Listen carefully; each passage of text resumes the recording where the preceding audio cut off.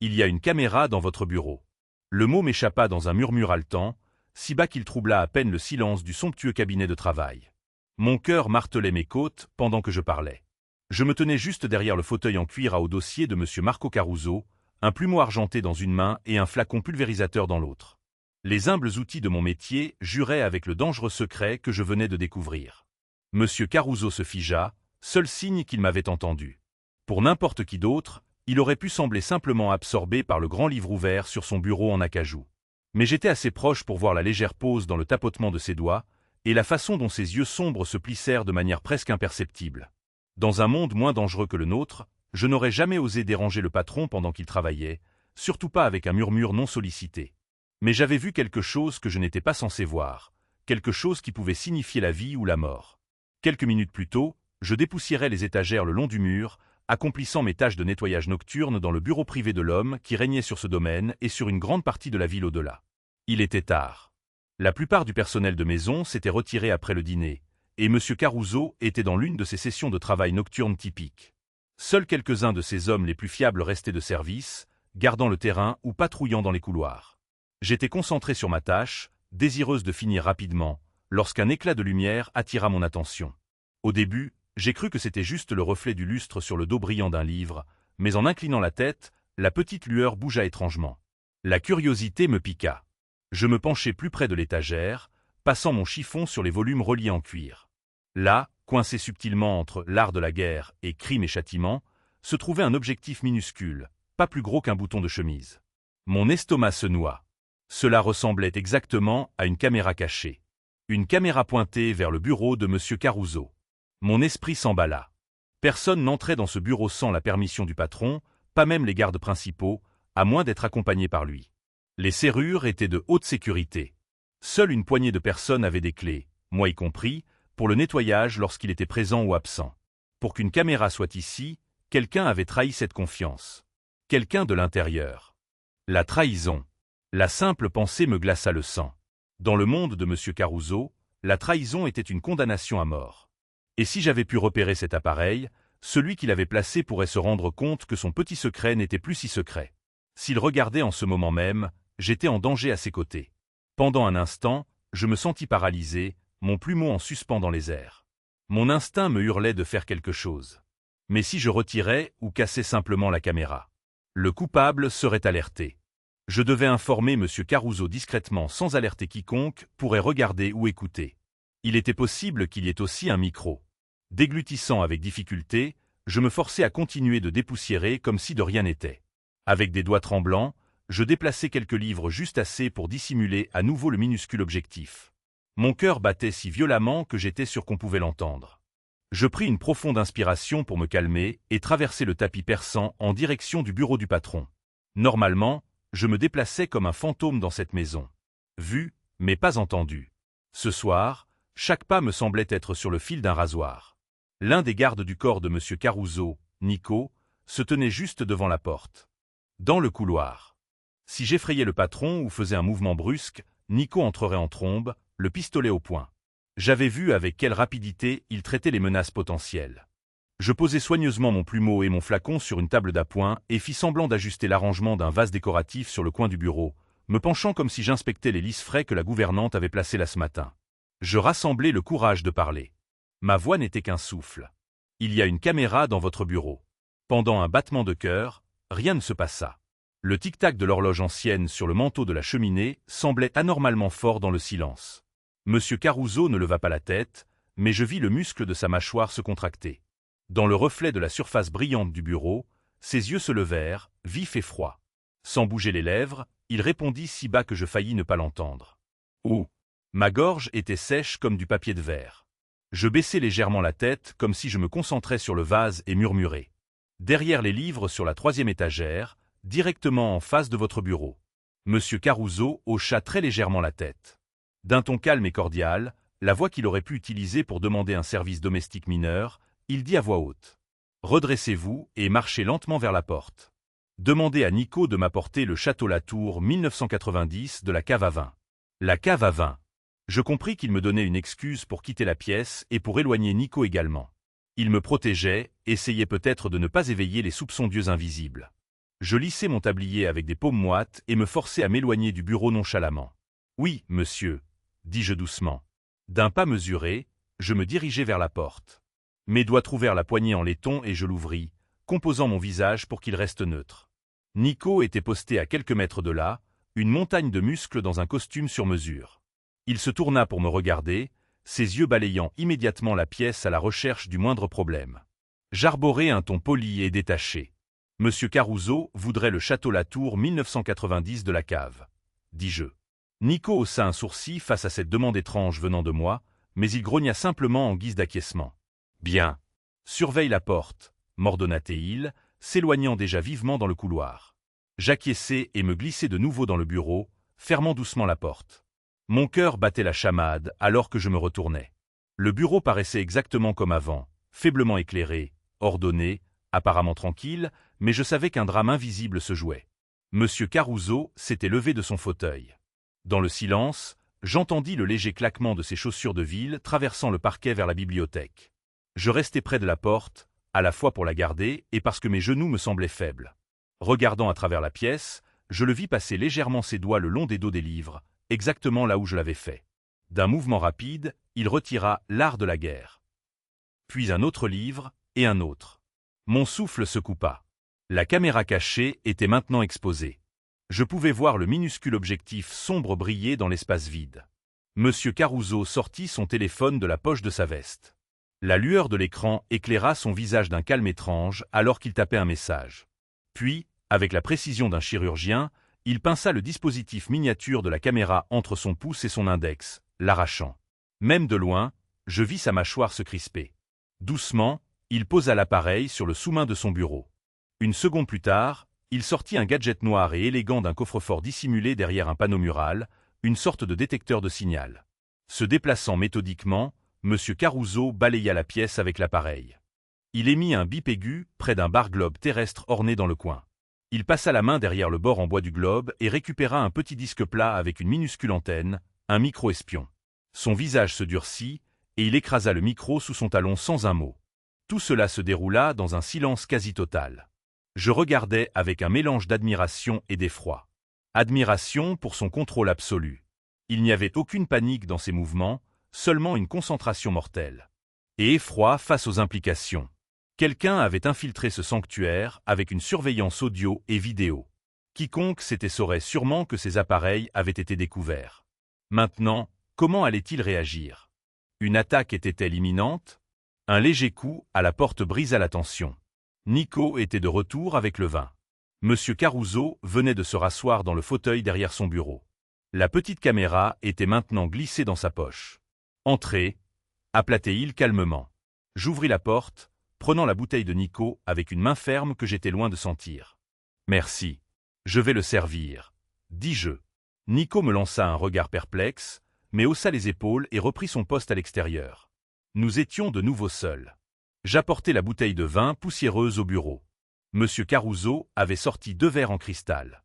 D'un geste élégant, toujours un homme de raffinement, même en pleine crise, il déboucha la bouteille et versa une petite mesure dans chaque verre. « Asseyez-vous, » dit-il tranquillement, indiquant le fauteuil en cuir en face du sien. J'obéis, m'asseyant nerveusement sur le bord. Mon patron fit glisser un verre vers moi. « Pour vos nerfs, » murmura-t-il.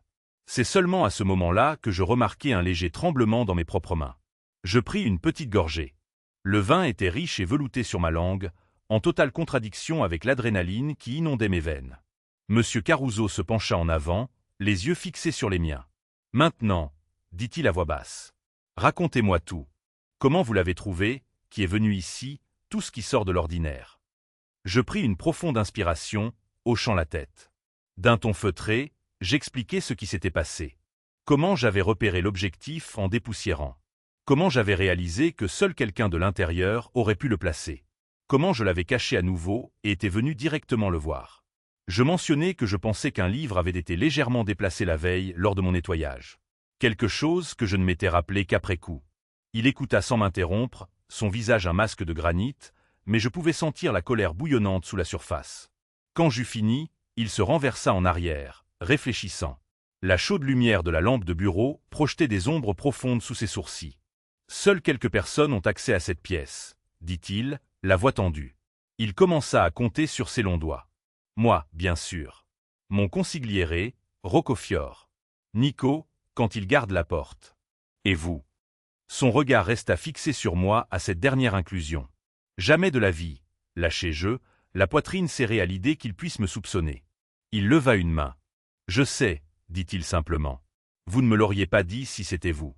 De plus, un fantôme de sourire ironique effleura ses lèvres, vous n'êtes pas la seule à avoir remarqué votre professionnalisme. Je fais attention, mademoiselle Sophie. Malgré la peur qui me parcourait, je sentis une petite fleur de chaleur éclore à cette reconnaissance. Il m'avait remarqué, me faisait confiance. Je fis un signe de tête tremblant. La mâchoire de M. Caruso se crispa. Cela laisse Rocco et peut-être Nico. Son ton indiquait clairement qu'il trouvait l'idée de la trahison de l'un ou l'autre homme presque impensable. Mais les preuves étaient sous nos yeux. Je découvrirai qui a fait ça, dit-il, chaque mot bas est mortel. Mais d'ici là, nous devons être très prudents. Je me redressai sur ma chaise. Comment puis-je aider? Il me regarda, peut-être surpris par ma bonne volonté. Dans ses yeux, je vis une étincelle de respect. Pour l'instant, gardez ça entre nous. Agissez normalement et gardez les yeux ouverts. Les gens ont tendance à ne pas faire attention à la femme de chambre. Vous pourriez voir ou entendre des choses que je ne vois pas, j'acquiesçai fermement. Compris. Mon esprit passait déjà en revue ce que je savais de Rocco et Nico. Un comportement étrange, des signes révélateurs. Rocco était le bras droit de M. Caruso, son conseiller le plus fiable depuis des années. Nico était un instrument brutal, loyal et apparemment simple. Nico pourrait-il même exécuter un plan comme celui-ci? Improbable sans directive. Mon instinct pointait vers Rocco, mais nous avions besoin de preuves. M. Caruso jeta un coup d'œil à son téléphone, où le message qu'il avait envoyé plus tôt avait vraisemblablement porté ses fruits. J'ai alerté un contact pour tracer tout signal de cette caméra, dit-il. Mais elle est peut-être désactivée maintenant. Il se pencha en avant. Je vais appeler Rocco et Nico ici pour une petite réunion. Nous verrons si quelqu'un se trahit. Il se leva, boutonnant sa veste de costume, et se déplaça de mon côté du bureau.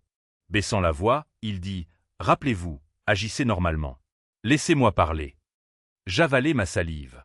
Mon pouls était toujours un tambour dans ma gorge, mais je réussis à répondre d'une voix stable. « Oui, monsieur. » Il s'autorisa une brève, presque rassurante, tape sur mon épaule avant de reculer et de sortir à nouveau son téléphone. Je ne pus entendre que sa partie de la conversation. « Rocco, rejoins-moi dans mon bureau maintenant. Amène Nico avec toi. » Une minute plus tard, 2 coups retentirent à la porte. Mon cœur s'emballa. Monsieur Caruso me fit un signe de tête, alors je me levai et ouvris. Nico entra le premier, sa grande carcasse tendue et ses yeux balayant la pièce. Roccofior suivit. Rocco avait une silhouette élégante comme toujours, mince, la cinquantaine précoce, des fils d'argent parsemant ses cheveux noirs aux tempes. Il portait un costume bleu nuit sur mesure malgré l'heure tardive et se déplaçait avec une confiance posée. Extérieurement, il avait tout du consigliere raffiné qui gérait les affaires de la famille avec une tête froide. Il me fit un signe de tête polie et superficielle en passant, un coin de sa bouche se soulevant dans un soupçon de sourire. Peut-être trouvait-il légèrement amusant que je sois présente, assise avec le patron et servant le vin. Si c'était de l'amusement, il n'atteignit jamais ses yeux. « Tu avais besoin de nous, Marco ?» Rocco s'adressa à M. Caruso avec une familiarité aisée, prenant place devant le bureau. Nico hésita un instant jusqu'à ce que M. Caruso lui fasse signe de s'asseoir également. Je repris ma propre place tranquillement sur le côté, la tête légèrement baissée dans la pénombre. Je doutais que l'un ou l'autre homme puisse voir le martèlement sauvage de mon pouls à ma gorge. Je croisai sagement les mains sur mes genoux et essayai de paraître comme si j'étais simplement là pour servir des boissons. M. Caruso leva son verre et le fit tourner nonchalamment. « Merci d'être venus si promptement, messieurs. Je ne vous retiendrai pas longtemps. Il y a en effet quelques points à aborder. » Il marqua une pause, puis ajouta d'un ton détendu. « Concernant demain, j'ai décidé de rendre une visite surprise à nos amis des quartiers nord demain soir. » Je retins presque mon souffle en observant l'onde de choc de la réaction. Nico se redressa un peu, échangeant un rapide regard avec Rocco. L'équipe des quartiers nord était un groupe plus petit qui avait flirté avec l'idée de défier l'organisation de M. Caruso. Une visite surprise pouvait signifier beaucoup de choses, aucune d'entre elles amicale. Rocco garda son sang-froid, mais je remarquai un léger resserrement au coin de ses yeux. « Tu comptes y aller en personne ?» demanda-t-il prudemment. « Est-ce bien sage, Marco ?» Peut-être devrions-nous envoyer quelqu'un en avance pour organiser une réunion convenable. Monsieur Caruso fit un geste dédaigneux de la main. Pas besoin. Je veux les prendre par surprise. Leur rappeler que nous n'avons pas peur de marcher sur leur plate-bande. Je ne prendrai qu'une petite équipe. Discrétion maximale. Probablement juste Nico avec moi. Nico cligna des yeux, puis acquiesça fermement. Bien sûr, patron. Si c'est ce que vous voulez. Je pouvais entendre une note de fierté dans sa voix d'avoir été choisi. Rocco posa son verre de vin intact. Si tu insistes pour y aller toi-même, permets-moi au moins de demander discrètement à nos contacts là-bas de sonder la situation. Je me sentirais mieux en sachant que tu ne te jettes pas dans la gueule du loup. La discrétion est la clé, acquiesça monsieur Caruso. Vas-y, recueille discrètement des informations, mais je ne veux pas que quiconque les prévienne de ma venue. Rocco inclina la tête. Certainement. Je m'en occuperai avec la plus grande discrétion. Pendant qu'il parlait, j'étudiais les deux hommes sous mes cils. Nico semblait aussi stable et direct que jamais, à peine le genre à orchestrer une surveillance cachée. Sa loyauté envers monsieur Caruso était pratiquement légendaire. Je doutais qu'il ait la ruse ou le désir de trahir l'homme qu'il avait sorti de la rue. Rocco, en revanche, était suave et affable tout au long de la réunion, peut-être trop affable. Il répondit au plan de monsieur Caruso avec des hochements de tête mesurés et même une légère plaisanterie à un moment donné qui arracha un rire au patron. Mais mon esprit revenait sans cesse à cette minuscule caméra et à qui avait l'accès et l'intelligence pour la placer. Compte tenu de son accès illimité à ce bureau et de son esprit vif, si quelqu'un ici pouvait placer cet appareil sans éveiller les soupçons, c'était Rocco. La discussion dériva sur des questions de routine, des registres, une livraison retardée. Pourtant, mes sens restaient concentrés sur les courants sous-jacents. Chaque fois que Rocco parlait, je cherchais une fissure révélatrice dans sa façade polie. Pendant un long moment, il n'y eut rien. Il était doué pour cela, jouant le conseiller loyal, montrant une préoccupation appropriée, mais aucune alarme excessive. Peut-être que je me trompais. Peut-être que ce n'était vraiment pas lui. Puis c'est arrivé. Alors que la réunion touchait à sa fin, M. Caruso réitéra légèrement. Donc, c'est réglé. Demain soir, je rendrai visite au quartier nord. Rocco, tu t'occupes de tout ici en mon absence. Rocco sourit et leva son verre comme pour un salut. Bien sûr, je veillerai à ce que tout soit prêt. Mais alors qu'il portait le verre à ses lèvres, je le vis. Un léger tremblement dans sa main. Le vin frémit juste un instant avant qu'il ne le stabilise. Il ne but pas vraiment, remarquai-je. Il se contenta de mouiller ses lèvres et de reposer le verre. Une pointe d'intuition me transperça. Rocco était nerveux. Le toujours si posé Roccofior avait laissé échapper un tremblement. Pourquoi? Le plan pour demain n'aurait pas dû le perturber. À moins qu'il ne sache déjà quelque chose. À moins qu'une embuscade n'attende vraiment M. Caruso lors de cette visite, une embuscade que Rocco lui-même organisait. Mon pouls s'accéléra alors que les pièces du puzzle s'emboîtaient dans mon esprit. La caméra cachée, les informations de l'intérieur, un piège potentiel dans les quartiers nord. Tout pointait vers Rocco. Je baissai les yeux pour cacher la lumière féroce de la réalisation que j'étais sûr de voir dans mes yeux. Mes mains agrippèrent mon tablier sous la table. Si j'avais raison, Roccofior trahissait son patron, mon patron, et ce soir pourrait être notre seule chance de le démasquer avant que ce qu'il prévoyait pour demain ne se produise. Monsieur Caruso se leva, lissant sa cravate. « Merci à vous deux de vous être prêtés à une réunion tardive, » dit-il, un renvoi cordial. « Nous nous retrouverons demain matin. » Nico but la dernière gorgée de son vin et se leva immédiatement.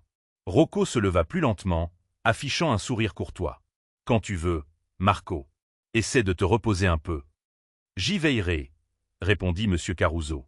Il croisa brièvement mon regard. « Sophie, pourriez-vous ranger ici ?»« Certainement, monsieur. » Je ramassais déjà les verres et la bouteille de vin presque pleine.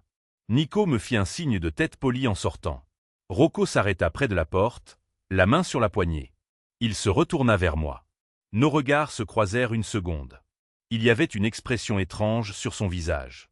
Agréable, douce, mais quelque chose en elle me fit frissonner. Avait-il deviné que je le soupçonnais, ou est-ce que j'imaginais des choses? « Bonne nuit, Sophie, et merci pour le vin, » dit Rocco légèrement. « Bonne nuit, monsieur, » répondis-je en baissant les yeux. Il partit, refermant la porte derrière lui. Dès que leurs pas s'estompèrent, je laissai échapper un souffle que je n'avais pas réalisé que je retenais. Mes mains tremblaient en posant les verres à vin. Monsieur Caruso traversa la pièce en deux enjambées et actionna un interrupteur sur un petit appareil. Une sorte de générateur de bruit blanc pour déjouer les écoutes. Dans le chuintement de son statique, il se tourna vers moi. « Vous l'avez remarqué, n'est-ce pas » murmura-t-il. « Rocco. » J'acquiesçai, gardant ma voix basse. Sa main a tremblé quand vous avez mentionné les quartiers nord. Il est nerveux à propos de quelque chose. J'hésitai, puis ajoutai. Je ne pense pas non plus qu'il ait bu une seule goutte de vin. Un muscle tressaillit dans la mâchoire de M. Caruso. Je vois. Il est impliqué. J'en suis sûr. Peut-être pas seul, mais impliqué. Il prit une longue inspiration, la rage et la blessure vacillant sur son visage avant d'être magistralement contrôlé. Il sait que la caméra est découverte. Il pourrait agir ce soir. Tenter de brouiller les pistes, ou pire. Mon estomac se serra. Si Rocco réalisait que c'était moi qui avais trouvé la caméra, que pourrait-il faire? J'étais le maillon faible maintenant. Monsieur Caruso sembla lire ma peur. Il s'approcha, sa voix rassurante et stable. « Sophie, écoutez-moi. À partir de maintenant, vous êtes sous ma protection. Je ne laisserai rien vous arriver. » Un mélange de soulagement et d'anxiété m'envahit. « Merci, monsieur Caruso. » Il secoua légèrement la tête. « Vous m'avez sauvé la vie en m'apportant ça. Je n'oublie pas ce genre de choses. » Il jeta un coup d'œil vers la porte, puis de nouveau vers moi. « Allez dans vos quartiers maintenant, mais n'y restez pas. Prenez quelques affaires essentielles. Je vous rejoins près de l'entrée de service dans 5 minutes. Vous passerez le reste de la nuit en lieu sûr. » Je compris qu'il avait l'intention de me cacher, probablement dans sa propre suite privée ou un endroit sécurisé où Rocco ou n'importe qui d'autre ne pourrait m'atteindre. Je ne discutais pas, d'accord. Me déplaçant rapidement, je sortis du bureau et me hâtai à travers les couloirs silencieux jusqu'à la petite chambre que j'occupais dans l'aile des domestiques. Mon esprit tourbillonnait. Nous avions identifié le traître, mais nous n'étions pas encore en sécurité. Pas tant que Rocco ne serait pas démasqué et neutralisé. Et s'il préparait quelque chose pour demain, il pourrait agir plus tôt puisque sa surveillance était compromise. Je saisis un sac de sport sous mon lit et y fourrai un change, mon téléphone et la petite enveloppe d'argent que je gardais cachée. Des pourboires que j'avais économisés pendant des mois. Mes mains tremblaient en me rappelant le regard prédateur dans les yeux de Rocco à la porte. Viendrait-il me chercher? Pour le patron, comme pour me répondre, une lame de plancher grinça dans le couloir. Mon cœur bondit. Cela pouvait être un membre du personnel ou quelqu'un d'autre. Je me rappelais de respirer doucement. Je déverrouillai ma porte et l'entrebâillai. Le couloir était sombre. La seule lumière venait d'une applique murale au fond. Puis je l'entendis. Une voix feutrée bien trop familière. « Rocco. »« Vérifie sa chambre, » murmura-t-il sèchement. Une autre paire de pas plus lourds l'accompagnait. J'entrevis une silhouette. Un des gardes de nuit, un homme costaud nommé Veto, un couteau brillant à la main. La glace inonda mes veines. Ils étaient là pour moi. Je devais bouger maintenant. Glissant complètement hors de ma chambre, je me collai dans une embrasure de porte sombre en face, juste au moment où Rocco et Veto atteignaient ma porte. Le garde essaya doucement la poignée. Comme elle ne cédait pas, il y enfonça son épaule d'un mouvement soudain et violent. Le bois éclata. La porte s'ouvrit en grand, s'écrasant contre le mur. Je réprimai un hoquet. Dans l'obscurité, Rocco se glissa dans ma petite chambre avec le garde, pour la trouver vide. Je l'entendis jurer à voix basse. « Trouvez-la » siffla-t-il. « Maintenant » L'adrénaline monta en flèche. Pendant qu'ils étaient momentanément occupés, je dévalai le couloir vers l'escalier de service. Mes semelles souples faisaient peu de bruit sur le tapis, mais après seulement quelques pas, la silhouette massive de Veto apparut derrière moi. « Là » cria-t-il. Je descendis les escaliers étroits à toute vitesse, la panique alimentant mes membres. Un sifflement passa près de mon oreille, un tir de pistolet à silencieux. Un tableau encadré sur le mur explosa, me couvrant d'éclats de verre. Rocco me tirait dessus. La terreur me secoua. Je trébuchai sur la dernière marche dans le hall de service, près de la cuisine. Une main attrapa l'arrière de mon uniforme, me tirant violemment. Je fus projeté contre le mur, faisant tomber une tapisserie suspendue. Le large visage de Veto surgit de l'ombre. Ses dents étaient découvertes. Il brandit son couteau dans un arc vicieux vers moi. Je réagis par pur instinct. Ma main droite plongea dans la poche de mon tablier où j'avais rangé ma petite bombe de gaz poivrée plus tôt. Je l'arrachai et la vaporisai directement dans les yeux de Veto alors qu'il fonçait sur moi.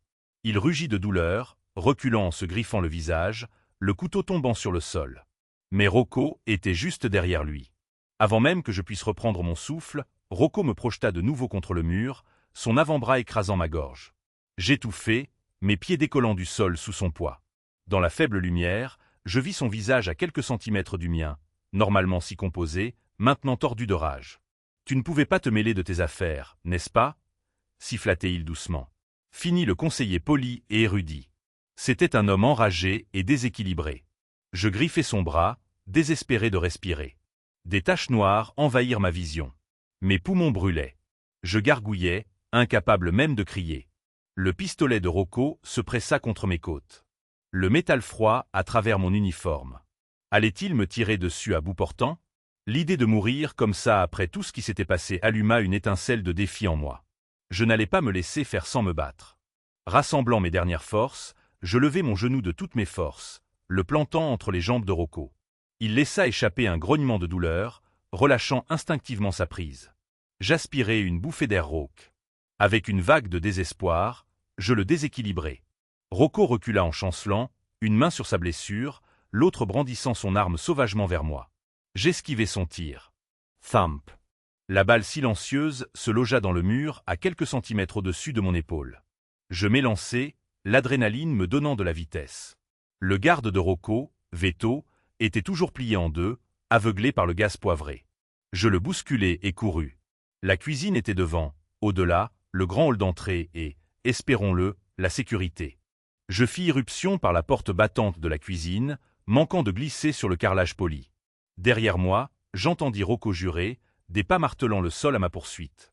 Je débouchai dans le grand hall juste au moment où une silhouette surgissait d'un couloir latéral. Je dérapai, prêt à fuir dans l'autre sens, mais je reconnus alors les larges épaules et le gilet noir. Monsieur Caruso. Il devait être en route pour me rejoindre et avoir entendu le vacarme. Le soulagement et la peur se heurtèrent dans ma poitrine. « Sophie !» s'exclama-t-il, me rattrapant par les bras alors que je le percutais presque.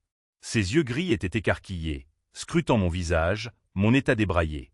Je devais avoir l'air effrayant, les cheveux s'échappant de mon chignon, l'uniforme déchiré au col, une ecchymose naissante sur mon cou. Derrière moi, la porte de la cuisine s'ouvrit violemment. Rocco et Veto apparurent, armes au poing. L'expression de M. Caruso passa en un instant de l'inquiétude à une fureur meurtrière. Il me poussa derrière lui, sortant son propre pistolet d'un mouvement fluide. Nous nous tenions dos à dos au centre du hall tandis que Rocco et Veto se déployaient, nous encerclant comme des loups. Un vitrail au plafond projetait une lumière lunaire fracturée sur le sol en marbre, illuminant l'impasse mortelle. Mon cœur battait à tout rompre dans ma poitrine. 2 pistolets pointés sur nous, un à la hanche de M. Caruso pointé en retour. J'étais sans armes et terrifié. Mais je bougeais avec lui, imitant ses pas alors qu'il me gardait à l'abri. « Lâche ça, Rocco !» lança M. Caruso d'une voix basse et mortelle. C'est ta seule chance de mettre fin à ça pacifiquement. Un rire froid et amer résonna de la part de Rocco. Il garda son pistolet pointé sur le patron. Ma seule chance? Nous avons dépassé ce stade depuis longtemps, vieil ami. Son ton dégoulinait d'une ironie venimeuse sur les derniers mots. Je me décalai suffisamment sur le côté de M. Caruso pour voir le visage de Rocco. Il n'y avait plus aucune trace du consigliere aimable, seulement de la haine et du désespoir. Tu étais aveugle, Marco, cracha Rocco, les yeux fous. Aveuglé par ta propre loyauté et ton ego. J'ai fait ce que je devais faire. Je n'allais pas couler avec toi quand le navire sombrerait. J'ai fait mes propres alliances, les Kessani, même les fédéraux. Tout ce qu'il fallait pour survivre et sortir vainqueur. Mon estomac se souleva à son aveu. Il avait vraiment comploté avec le gang rival des quartiers nord et avec la police, tout ça pour faire tomber son patron et en tirer profit. Monsieur Caruso laissa échapper un rire rauque et sans joie. Tu m'as vendu, espèce de serpent. Sa voix tremblait de fureur. Ma seule erreur a été de ne pas voir le Judas que tu étais plus tôt. Les lèvres de Rocco se retroussèrent en un rictus. Son doigt se crispa sur la gâchette. Je réalisai avec un sursaut qu'il allait tirer. Il tenterait sa chance dans une fusillade plutôt que de se rendre. Le temps sembla ralentir. Je ne pouvais pas rester là sans rien faire. Avant de savoir pleinement ce que je faisais, je sortis de derrière M. Caruso et lui saisis le bras. Utilisant mon corps, je le poussai d'un demi-pas sur le côté et me plaçai entre lui et la ligne de mire de Rocco. « Non, Sophie !» cria M. Caruso, essayant de me tirer en arrière, mais j'étais déjà en place. Mes bras écartés comme un bouclier humain. Les yeux de Rocco s'écarquillèrent de stupéfaction. Il ne s'attendait pas à ce que je me risque ainsi. La fraction de seconde de son hésitation fut tout ce qu'il fallut. Du couloir, une autre silhouette surgit. Nico. Il devait avoir entendu les coups de feu et les cris. Comprenant la scène d'un coup d'œil, Nico n'hésita pas. Il leva son arme et thump. 2 balles silencieuses atteignirent Veto, qui s'effondra avec un grognement, son couteau et son pistolet lui échappant des mains. Traître! Rugit Nico, tournant son arme vers Rocco. Rocco tressaillit, dirigeant son pistolet vers la nouvelle position de Nico. Cette distraction suffit à M. Caruso. Il me tira vers le bas et sur le côté, tirant simultanément avec sa propre arme. La détonation fut assourdissante dans le hall caverneux. Rocco chancela avec un cri de douleur. La balle de M. Caruso l'avait touché haut dans l'épaule. Son pistolet tomba de ses doigts inertes et cliqueta sur le marbre. Il tomba à genoux. Une main se plaqua sur la blessure saignante à son épaule. Dans le silence qui suivit, le seul son était notre respiration collective et lourde et le goutte-à-goutte lointain de verre brisé d'une fenêtre criblée de balles. C'était fini.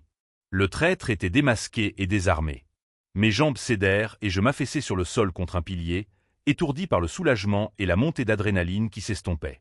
Nico se précipita pour récupérer l'arme tombée de Rocco, pointant la sienne sur l'homme blessé avec un regard de pure haine. Monsieur Caruso s'avança, le pistolet toujours à la main.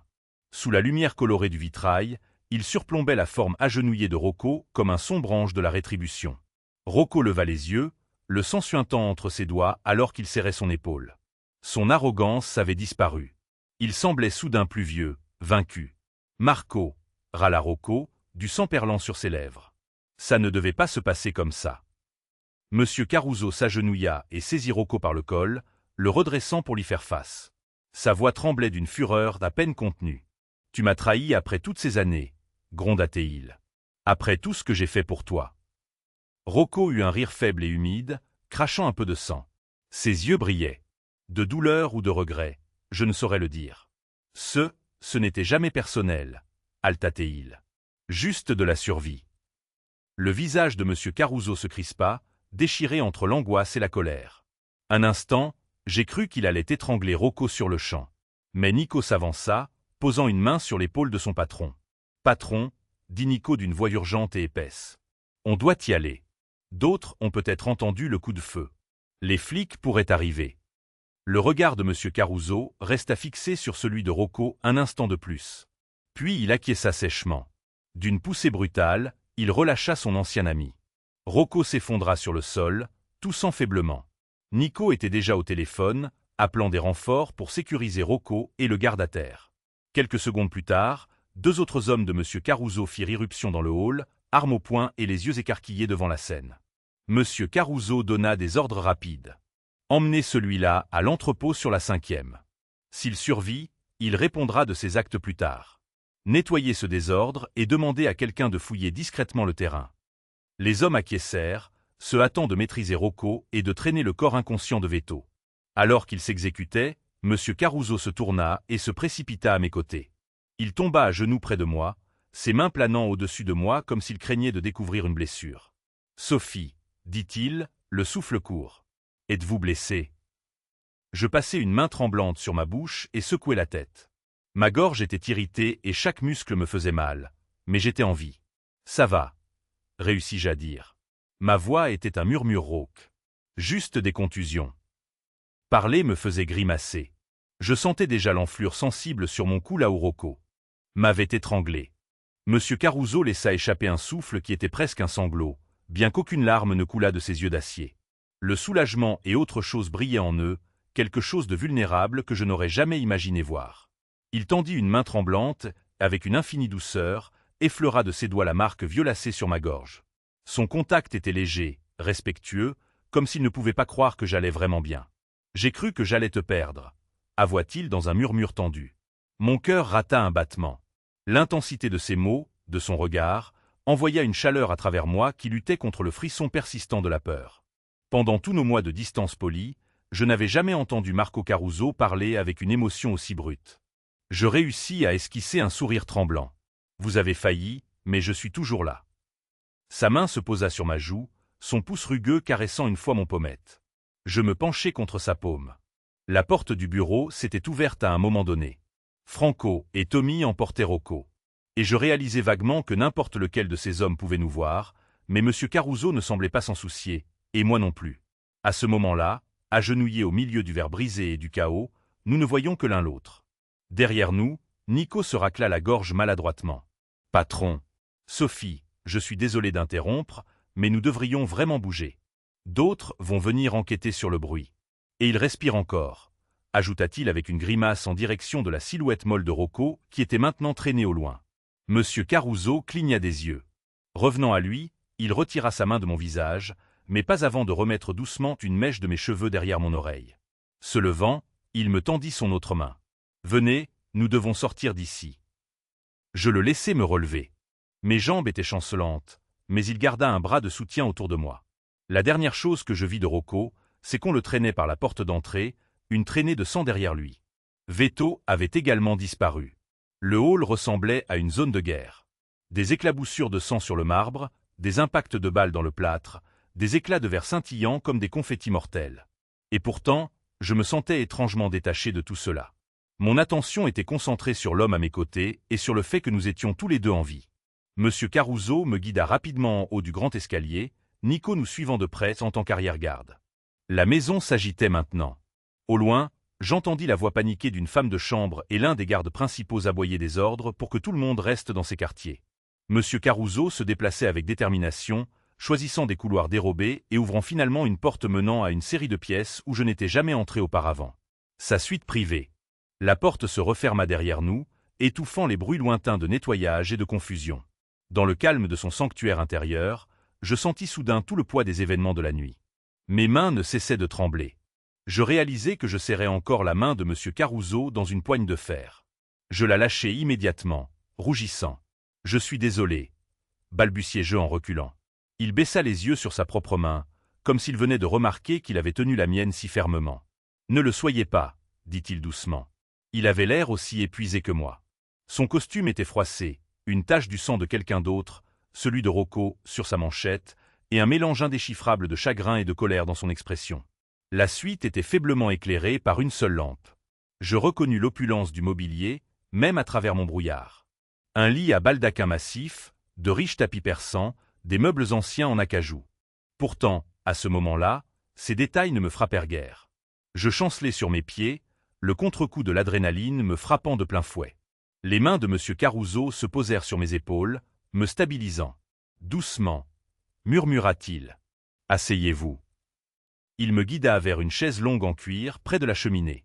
Je m'y laissai tomber avec reconnaissance. Nico apparut à la porte, parlant à voix basse. « La situation est sous contrôle. Franco et les autres s'occuperont des preuves. Si la police est alertée, nos contacts les ralentiront. Nous avons du temps. » Il se racla la gorge, ajoutant « Je serai juste devant si vous avez besoin de quoi que ce soit, patron. » Monsieur Caruso acquiesça. « Merci, Nico. Et merci de nous avoir sauvé la vie. » Nico réussit à esquisser un sourire crispé. « Vous feriez la même chose pour moi, monsieur. » Son regard se posa brièvement sur moi, un mélange d'inquiétude et d'un peu d'admiration. Puis il sortit, fermant la porte pour nous laisser en privé. Un lourd silence s'installa une fois que nous fûmes seuls. L'adrénaline diminuait, laissant derrière elle des douleurs et un tourbillon d'émotions. Je touchai délicatement ma gorge. Elle était sensible et enflée. Monsieur Caruso s'accroupit devant moi, attirant mon attention. Il sortit un mouchoir propre et, sans un mot, le leva pour tamponner une tache sur ma tempe. C'est seulement à ce moment-là que je réalisai qu'un mince filet de sang, probablement dû aux éclats de verre, avait coulé de la racine de mes cheveux. Son contact était prudent. « Juste une égratignure, » dit-il d'un air absent, concentré sur le nettoyage de la petite blessure. Je me surpris à étudier son visage à la lueur de la lampe. Pour la première fois, le masque était tombé.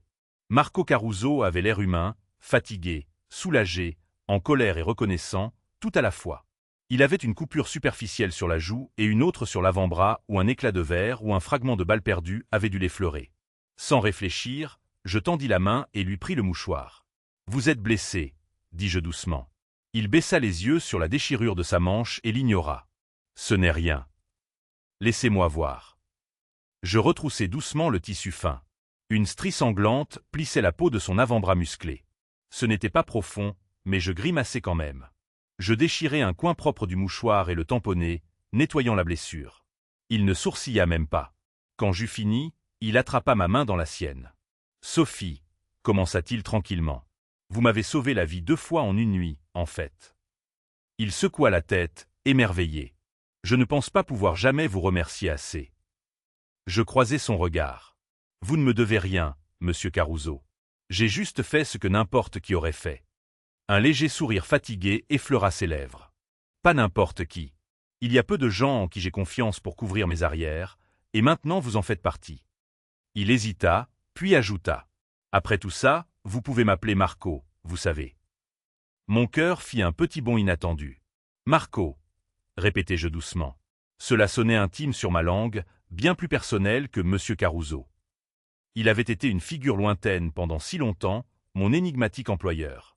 Maintenant, nous étions liés par des secrets, du sang et une confiance forgée dans le danger. Il sembla aimer la façon dont son nom sonnait dans ma voix. Ses yeux s'adoucirent d'1 degré. « C'est mieux. » Doucement, il s'assit à côté de moi sur la chaise longue.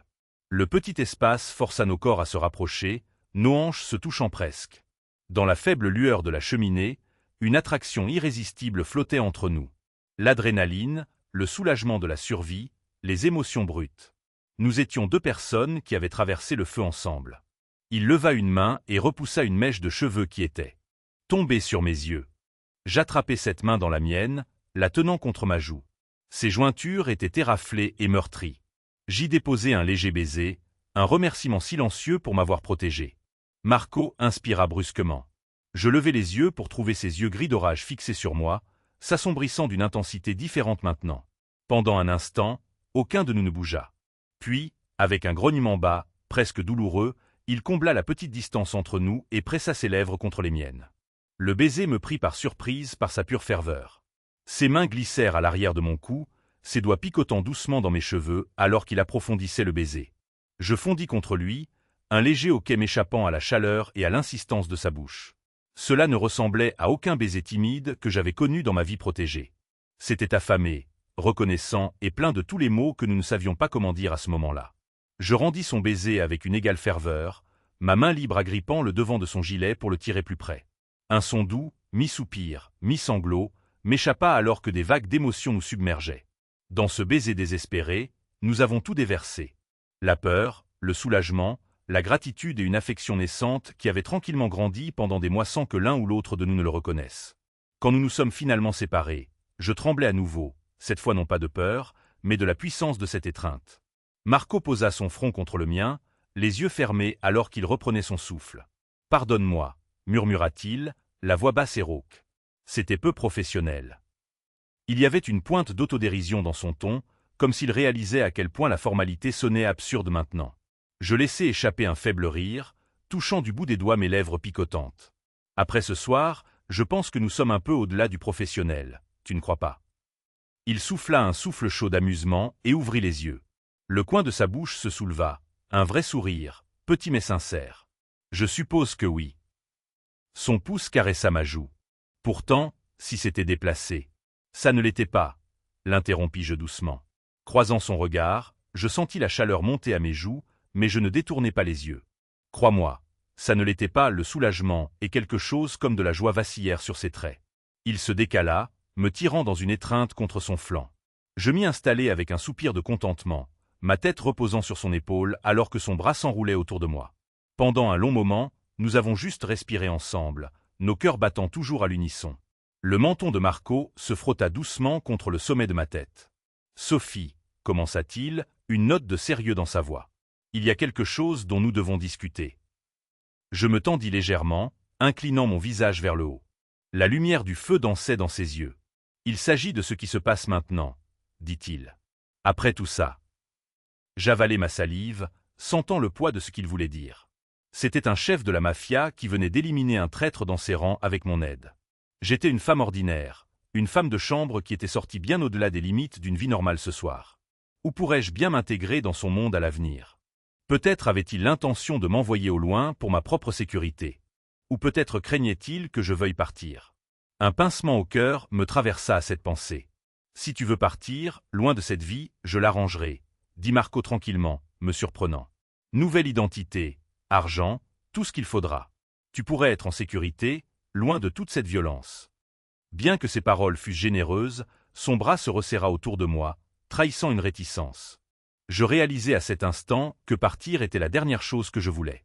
J'avais eu un aperçu du monde de Marco ce soir, aussi sombre et terrifiant soit-il. Et j'avais aussi vu l'homme féroce et intègre en son centre, un homme qui avait tout risqué pour me garder en sécurité. Je ne pouvais pas simplement tourner le dos à ça. À lui. Je posai ma main sur son cœur, sentant son battement régulier. « Et si je choisis de rester ?» demandai-je doucement. Son souffle se coupa. « Si tu restes, dit-il, la voix feutrée, je te promets que tu auras ma protection, ma loyauté. Je pourrais te trouver un rôle. Un qui utilise ses yeux vifs et cet esprit affûté qui est le tien. Dieu sait que j'aurais besoin de quelqu'un en qui j'ai vraiment confiance. » Il marqua une pause. Mais cela signifierait faire partie de mon monde pour le meilleur ou pour le pire. Il n'y a pas de retour à la normale après ça. Pendant un instant, la gravité de la situation s'installa entre nous. Il avait raison. J'avais un choix à faire qui façonnerait le reste de ma vie. Partir et essayer de prétendre que rien de tout cela ne s'était produit, ou entrer pleinement dans un monde de danger, de compromis moraux et de récompenses incertaines. Il y a un jour, le choix aurait été facile. Mais il y a un jour, je ne connaissais pas vraiment Marco Caruso au-delà d'observations distantes. Maintenant, j'avais l'impression de le connaître de la manière la plus profonde, et je me connaissais moi-même. La femme de chambre timide qui gardait la tête basse avait disparu. À sa place se trouvait une femme qui avait affronté la mort et décidé de se battre. Une femme qui avait trouvé un but et, oui, un sentiment d'appartenance aux côtés de cet homme. Je levai la tête et le regardai dans les yeux. « J'ai pris ma décision dans ce bureau quand je vous ai prévenu, » dis-je doucement. « Et encore, quand je me suis mise devant cette arme ce soir. Je suis avec vous, Marco. Je veux rester avec vous. » Le soulagement qui illumina son visage fut comme l'aube chassant une longue nuit. Sans un mot, il me serra dans une autre étreinte. Plus douce, mais non moins émouvante. Je sentis ses lèvres se presser sur mes cheveux dans un tendre baiser. « Tu ne le regretteras pas, » murmura-t-il. « Je ne te laisserai pas le regretter. » J'acquiesçai contre sa poitrine. Une paix étrange s'était installée en moi. Malgré tout le sang et la terreur, j'étais certaine d'être exactement là où je devais être. Marco se leva, m'entraînant avec lui. « Nous avons tous les deux besoin de repos, » dit-il, effleurant mon menton avec une phalange. Il parut hésitant pour la première fois. « Tu peux prendre le lit. Je resterai sur le canapé où je monterai la garde. »« Ne soyez pas ridicule, » coupai-je, réussissant un petit sourire. Audacieusement, je glissai ma main dans la sienne. « Nous pouvons prendre le lit tous les deux.